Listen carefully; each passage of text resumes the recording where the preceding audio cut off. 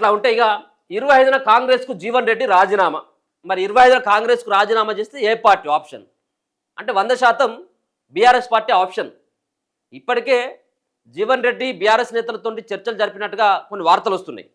Already వాళ్ళ కోడలైనటువంటి charisma రెడ్డికి BRS party ఒక బంపర్ ఆఫర్ కూడా ఇచ్చినట్టుగా తెలుస్తున్నది. ఆయనకు పార్టీలో క్రియాశీలకమైనటువంటి పదవితో పాటు వాళ్ళ కూతురు కూడా ఎమ్మెల్యే టికెట్ ఇచ్చేందుకు వాళ్ళ కోడలు చరిష్మా రెడ్డికి కూడా ఈ యొక్క టికెట్ ఇచ్చేందుకు సుముఖంగా ఉన్నట్టుగా బీఆర్ఎస్ పార్టీ అంగీకారం తెలిపింది. దీనికి కేసీఆర్ కూడా గ్రీన్ సిగ్నల్ ఇచ్చినట్టుగా తెలుస్తుంది. అందుకని చెప్పేసి నిన్న దుద్దిల్ల శ్రీధర్ బాబు వీళ్ళందరూ వచ్చినా కానీ ఆయనే నో మోర్ దీంట్లో ఒప్పుకునేది లేదు, నేను ఆ నిర్ణయం తీసుకున్న నేను ఆల్రెడీ అయిపోయింది, చేయి దాటిపోయింది, నేను ఎన్నిసార్లు కూడా నేను అధిష్టానానికి ఫిర్యాదు చేసిన, గాంధీ భవన్లో ఫిర్యాదు చేసిన, ప్రజాభవన్కి వచ్చి మాట్లాడిన, మీనాక్షి నటరాజన్తో కంప్లైంట్ చేయడం జరిగింది. అయినప్పటికీ కూడా నా యొక్క ఫిర్యాదుని మీరు పట్టించుకోకపోగా ఇంకా అధిక మొత్తంలో అక్కడ ఉన్నటువంటి పార్టీ ఫిరాయింపుకు పాల్పడి బీఆర్ఎస్లో గెలిచి కాంగ్రెస్లోకి వచ్చినటువంటి వ్యక్తికే ప్రయారిటీ ఇస్తున్నారు, ఆయనతో మీ పార్టీ నడుపుకోండి, రామ్ మీ పార్టీకి అని చెప్పేసి ఆయనే తేల్చేయడం జరిగింది నిన్ననే.